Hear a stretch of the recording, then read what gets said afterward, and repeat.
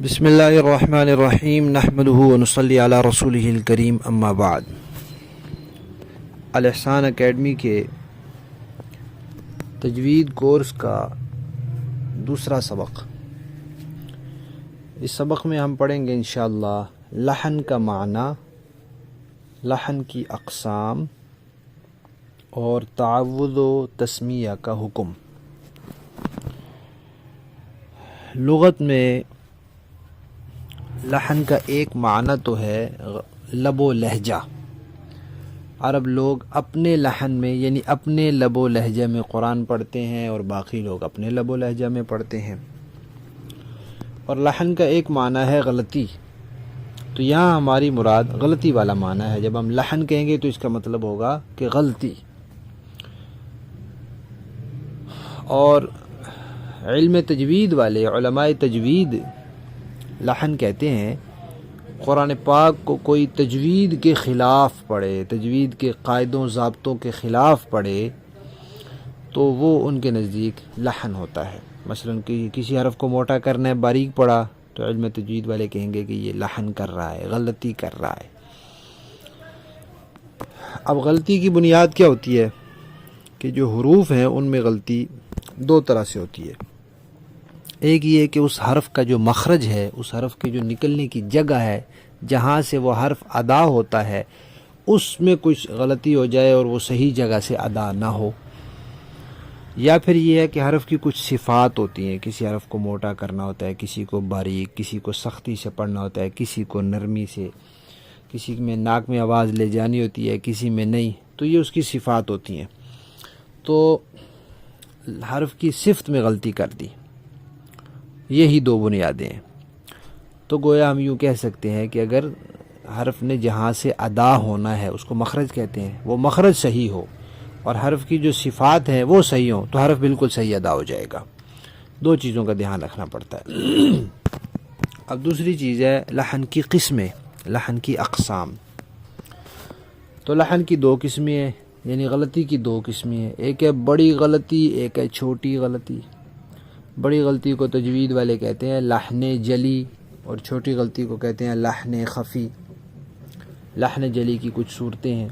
ایک یہ کہ ایک حرف کی جگہ دوسرا حرف پڑھ دیا جائے، ہا ہے وہاں ہا پڑھ دی، الحمد کی جگہ الحمد، یا کوئی حرف زیادہ کر دیا جائے، بڑھا دیا جائے، جیسے الحمد کی دال پر پیش ہے، اس کے بعد واو تو نہیں ہے، لیکن اگر کوئی اس کو کھینچے گا تو وہ ایک حرف زیادہ ہو جائے گا، وہ پڑھے الحمد۔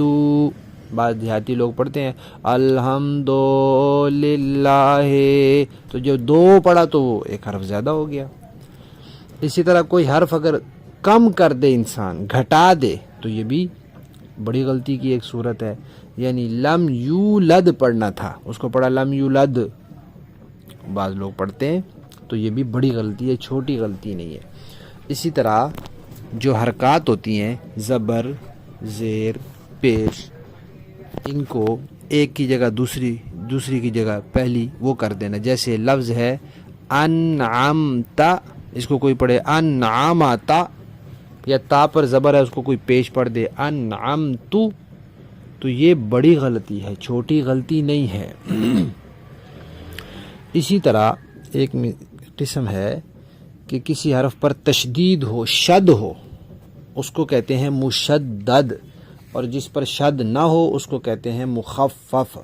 تو شد والے کی شد چھوڑ دینا، جیسے لفظ ہے نا قرآن پاک میں سورۃ فاتحہ میں ایاک، تو وہاں یا پر شد ہے، کوئی اس کو نہ پڑھے اور پڑھے ایاک، تو یہ بڑی غلطی ہے، چھوٹی غلطی نہیں ہے۔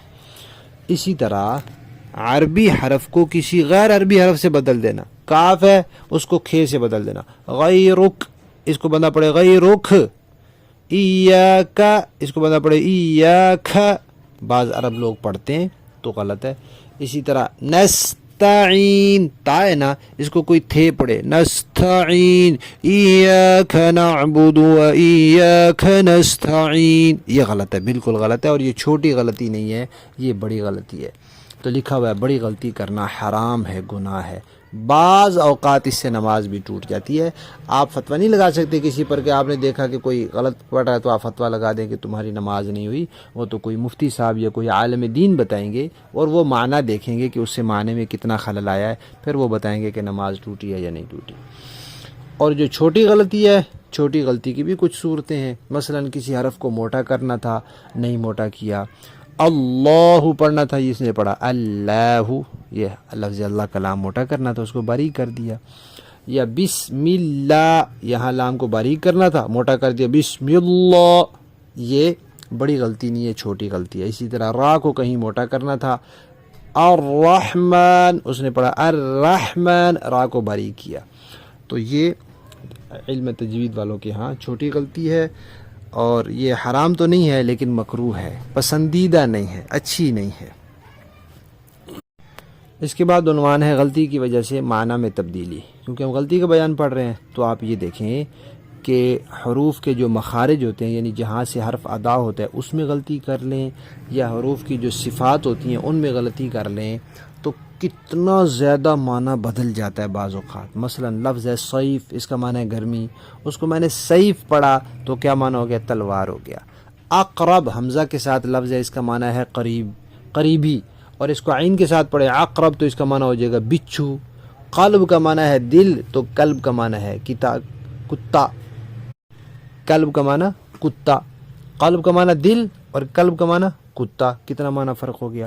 ایک لفظ ہے خلق، اس کا معنی پیدا کیا، اور اس کو ہم نے ہا کے ساتھ پڑھا حلق تو اس کا معنی ہو سر مونڈا۔ قل کا معنی کہو تو کل کا معنی ہے کھاؤ، اور اگر ہم کہیں اسمن سین کے ساتھ تو اس کا معنی ہوتا ہے نام، بسم اللہ، اللہ کے نام کے ساتھ، اور اگر ہم کہیں اثمن سا کے ساتھ تو اس کا معنی ہوتا ہے گناہ۔ تو بہت زیادہ فرق پڑ جاتا ہے تبدیلی کی۔ ایسی کچھ ہم نے یہاں مثالیں دی ہیں، ان کو دیکھیں۔ تو آج کے سبق کا ایک عنوان تھا لحن کا معنی، تو ہم نے پڑھ لیا لحن کا معنی ہے غلطی، یعنی تجوید کے خلاف قرآن پڑھنا۔ دوسرا تھا عنوان لحن کی اقسام، تو ہم نے پڑھ لیا کہ لحن کی دو قسمیں ہیں، ایک بڑی غلطی ہوتی ہے، ایک چھوٹی غلطی ہوتی ہے۔ اب تیسرا عنوان ہے تعوذ، یعنی اعوذ باللہ من الشیطان الرجیم، اس کو تعوذ کہتے ہیں۔ اس کو کب پڑھنا ہے؟ جب بھی تلاوت شروع کرنی ہے اعوذ باللہ پڑھنی ہے، ضروری ہے۔ قرآن پاک میں آیا ہے کہ جب قرآن پاک پڑھو تو اعوذ باللہ پڑھو۔ اور چوتھا عنوان ہے تسمیہ، یعنی بسم اللہ الرحمن الرحیم، اس کو کب پڑھنا ہے؟ جب بھی تلاوت شروع کرنی ہے بسم اللہ پڑھنا بہتر ہے، اور جب کوئی سورت شروع کرنی ہے تو پھر بسم اللہ پڑھنا ضروری ہے۔ البتہ سورۃ توبہ جو ہے اس کے شروع میں بسم اللہ نہیں ہے، وہاں نہیں پڑھنی ہوتی۔ تو اس طرح تین صورتیں بن گئی ہیں کہ ہم تلاوت شروع کر رہے ہیں اور وہیں سے سورت بھی شروع ہو رہی ہے، قرآن پاک کی کوئی بھی سورت، تو پھر اعوذ باللہ بھی ضروری ہے، بسم اللہ بھی ضروری ہے۔ اور دوسری صورت کیا ہے کہ ہم تلاوت شروع کر رہے ہیں، کسی سورت کے درمیان سے پڑھنا، جیسے دوسرے سپارے سے، دوسرا سپارہ جہاں سے شروع ہو رہا ہے وہاں کوئی سورت تو نہیں شروع ہو رہی، تو وہاں اعوذ باللہ پڑھنا تو ضروری ہے کیونکہ تلاوت شروع ہو رہی ہے۔ بسم اللہ پڑھنا ضروری نہیں ہے کیونکہ کوئی سورت شروع نہیں ہو رہی، لیکن بسم اللہ پڑھنا بہتر ہے۔ اور تیسری صورت ہے کہ تلاوت کر رہے ہیں، کرتے کرتے درمیان میں کوئی سورت شروع ہو گئی، میں قل یا ایھا الکافرون پڑھ رہا تھا تو آگے اذا جاء نصر اللہ شروع ہو گئی، تو اب بسم اللہ پڑھنا ضروری ہے۔ تو سورت شروع ہو رہی ہو تو بسم اللہ پڑھنا ضروری ہے، تلاوت شروع ہو رہی ہو تو بسم اللہ پڑھنا بہتر ہے، اور تلاوت شروع ہو رہی ہو تو اعوذ باللہ پڑھنا ضروری ہے۔ تو یہ ہمارے آج کے سبق کی 4 باتیں پوری ہو گئیں۔ لحن کا معنی غلطی، لحن کی قسمیں 2، ایک بڑی ایک چھوٹی۔ اعوذ باللہ کا حکم، جب بھی تلاوت شروع کرنی ہے اعوذ باللہ پڑھنا ضروری۔ بسم اللہ کا حکم، جب بھی سورت شروع ہوگی تو بسم اللہ پڑھنا ضروری ہے، اور جب تلاوت شروع ہوگی تو بسم اللہ پڑھنا بہتر ہے۔